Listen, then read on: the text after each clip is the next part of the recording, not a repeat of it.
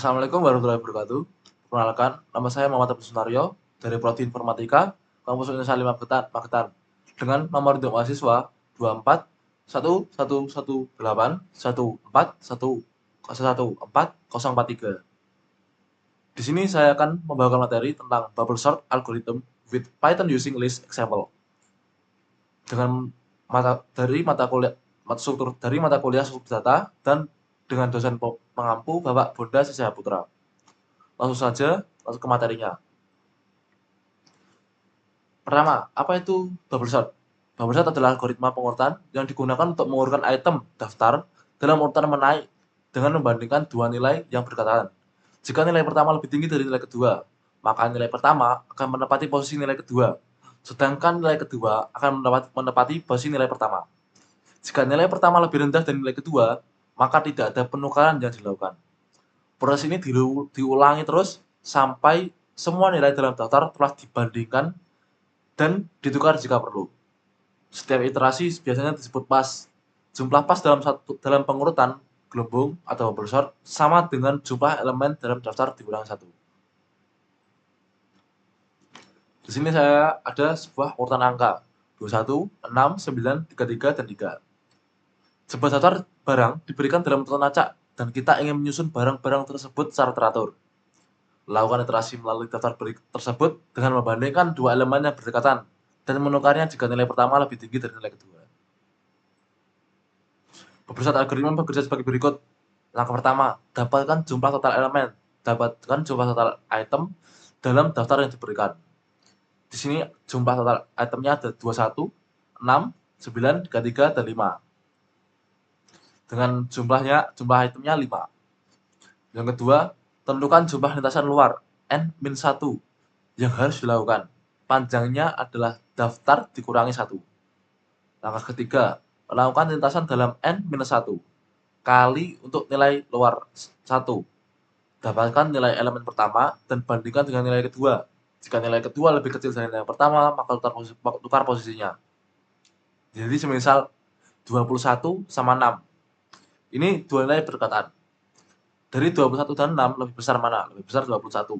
Maka 21 pindah ke nilai ke-6 dan nilai 6 pindah ke 21. Jadi 21 pindah ke nilai kedua, nilai 6-nya pindah ke nilai pertamanya. Jadi urutannya nanti 6, 21 dulu.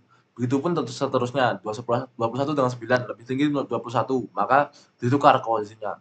Jadi nanti urutannya 6, 9, 21 hingga seterusnya. Jadi langkah keempat, ulangi langkah ketiga sampai Anda mencapai lintasan luar N-1. Ambil elemen berikutnya dalam daftar, lalu ulangi proses yang dilakukan pada langkah ketiga hingga semua nilai ditempatkan dalam urutan menaik yang benar. Langkah kelima, kembalikan hasilnya setelah semua lintasan selesai dilakukan. Kembalikan hasil dari daftar yang telah diurutkan. Langkah keenam, optimalkan algoritma. Di sini ada catatan. Hindari lintasan dalam yang tidak perlu jika daftar atau nilai yang berdekatan telah diurutkan. Sebagai contoh, jika daftar yang disediakan sudah berisi elemen-elemen yang sudah diurutkan dalam urutan menaik, maka kita dapat menggantikan perulangan lebih awal. Optimized bubble sort algoritma. Secara default, algoritma bubble sort dalam Python membandingkan semua item dalam daftar terlepas dari apakah daftar tersebut sudah diurutkan atau belum. Jika daftar yang diberikan sudah diurutkan, membandingkan semua nilai akan membuang waktu dan sumber daya.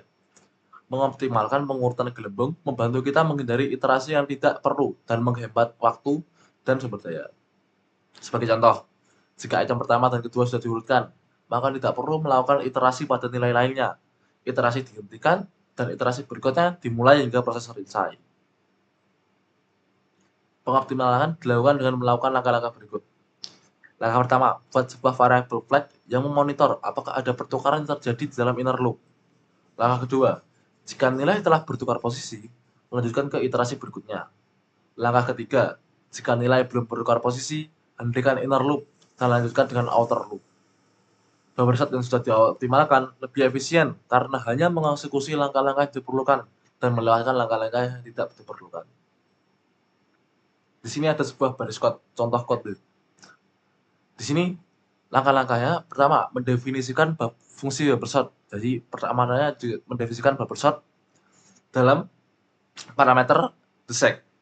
Fungsi buffer set didefinisikan dengan satu parameter, yaitu the sec, yang merupakan daftar list dari elemen-elemen yang akan diurutkan. Yang kedua, menentukan panjang daftar. Variabel n menyimpan panjang dari the sec menggunakan fungsi len. Jadi n sama dengan len the sec. Dalam kurung the sec. Perulangan luar outer loop. Perulangan for i in range n-1 berjalan sebanyak n-1 kali. Perulangan ini mengontrol jumlah iterasi untuk memastikan semua elemen telah dibandingkan dan diurutkan.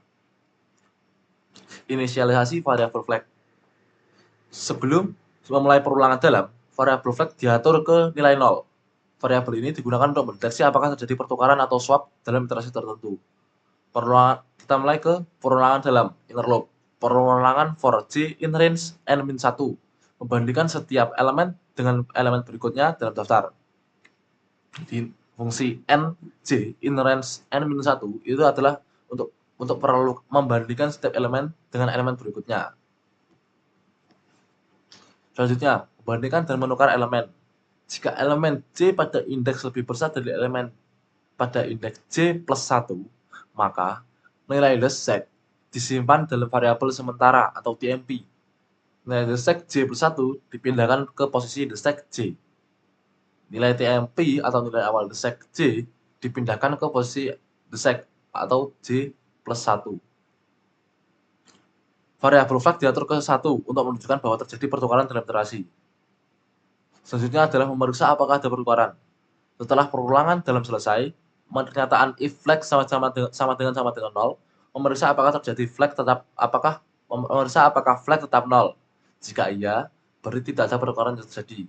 Menandakan bahwa daftar sudah terurut dan perulangan luar dihentikan dengan break. Jadi fungsi perulangan tadi dihentikan dengan break. Selanjutnya mengembalikan daftar yang sudah diurutkan. Fungsi mengembalikan the sec yang telah diurutkan menggunakan fungsi buffer sort. Daftar EL didefinisikan dengan elemen 21, 6, 9, 33, dan 3. Jadi isinya daftar EL adalah daftar variabel nilai EL adalah 21, 6, 9, 33, dan 3. Lalu fungsi buffer sort dipanggil dengan EL sebagai argumen dan hasilnya disimpan dalam variabel result. Result sama dengan buffer sort EL. Di resultnya adalah buffer sort, fungsi buffer sort dari nilai EL-nya. Dan nilai result kemudian dicetak yang akan menampilkan daftar 3, 6, 9, 21, dan 33 setelah diurutkan. Jadi kita tinggal print, kita tinggal munculkan nilai dari resultnya. Hasilnya nanti adalah variabel yang sudah diurutkan. Nilai variabel itu diurutkan. Di sini ada kelebihan buffer sort. Pertama adalah mudah dipahami. Buffer sort adalah salah satu algoritma pengurutan yang paling sederhana, sehingga cocok dipelajari oleh pemula. Yang kedua adalah performa baik untuk data yang sudah hampir terurut. Jika data sudah dalam keadaan terurut atau hampir terurut, buffer sort akan menyelesaikan proses perurutan dengan sangat cepat dan dapat berhenti lebih awal. Yang ketiga, tidak memerlukan banyak memori. Algoritma ini hanya memerlukan satu variabel tambahan untuk proses pertukaran atau swap, sehingga hemat memori. Yang keempat, kode mudah ditulis. Implementasi algoritma ini sangat mudah ditulis dan dalam berbagai bahasa pemrograman. Yang kelima, kebutuhan ruang memori yang minimal. Dibandingkan algoritma lain seperti Mergesort atau Quicksort, buffer sort memiliki kebutuhan ruang tambahan paling kecil. Selanjutnya adalah kekurangannya. Kekurangan dari buffer sort adalah performa buruk untuk data besar. Buffer sort sangat tidak efisien untuk mengurutkan daftar dengan jumlah elemen yang sangat besar karena membutuhkan banyak perbandingan dan pertukaran. Jadi karena perbandingannya itu naik dan turun ya, ibaratnya sebelahannya. Jadi urutkan tadi 21 dengan 6. Itu diurutkan satu per satu. Jadi membutuhkan banyak perbandingan dan pertukaran. Jadi tidak efisien lah untuk mengurutkan daftar dengan data yang besar. Yang kedua, jarang digunakan dalam dunia nyata. Karena performanya yang rendah, algoritma ini umumnya hanya digunakan untuk tujuan akademis atau pembelajaran, bukan dalam aplikasi praktis. Jadi digunakan sebagai melatih awal pemahaman pembelajaran. Yang ketiga adalah jumlah langkah step yang sangat banyak. Untuk data acak, jumlah langkah yang diperlukan untuk menyelesaikan pengurutan dalam orde n kuadrat dari jumlah elemen. Jadi jumlah langkah stepnya itu sangat banyak ya. Karena yaitu tadi, karena kita membandingkannya satu-satu. Lalu analisis kompleksitas buffer sort. Kompleksitas pengurutan atau sort complexity. mengukur jumlah eksekusi dan ruang yang dibutuhkan untuk mengurutkan daftar. Buffer melakukan N-1 iterasi untuk mengurutkan daftar, di mana N adalah jumlah elemen dalam daftar. Lalu kedua adalah kompleksitas waktu atau time complexity, yaitu mengukur seberapa cepat algoritma bekerja dalam berbagai kondisi. Di sini ada 3 kasus terburuk atau worst case. Di sini adalah ketika daftar dalam urutan menurun atau descending, algoritma melakukan jumlah maksimum perbandingan dan pertukaran.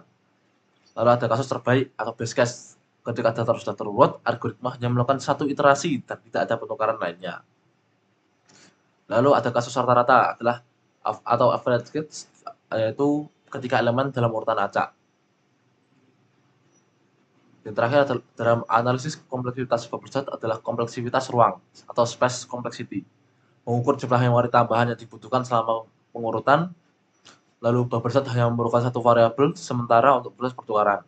Oleh karena itu, kompleksitas ruangnya adalah 0 dalam kurung 1 dalam kurung konstan tutup kurung. Terima kasih, sekian dari saya. Apabila ada salahnya, ada kurangnya, saya mohon maaf yang sebesar-besarnya. Wassalamualaikum warahmatullahi wabarakatuh. Dan